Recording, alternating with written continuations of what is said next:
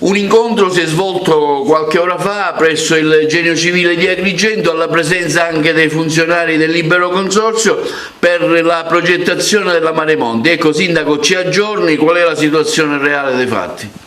E si è fatto il punto della situazione. Sostanzialmente le risorse che la Regione ha messo a disposizione, 5 milioni di euro sulla progettazione, non riguarderanno soltanto la 34 e poi una parte della 32, ma quasi tutta la 32 e la 34. Questo diventa importante perché si creano due arterie fondamentali per far uscire dalla marginalità territoriale le zone della montagna. A breve sarà convocata una riunione dei sindaci delle aree interne, sempre con l'ingegnere capo del Genio Civile e con il Libero Consorzio, proprio per ratificare questo, e poi chiederemo immediatamente un incontro con il presidente Schifani e con l'assessore Aricò per mettere quelle risorse che ci hanno promesso da tempo la Regione e anche il Ministero delle Infrastrutture, che ammontano quasi a 120 milioni di euro,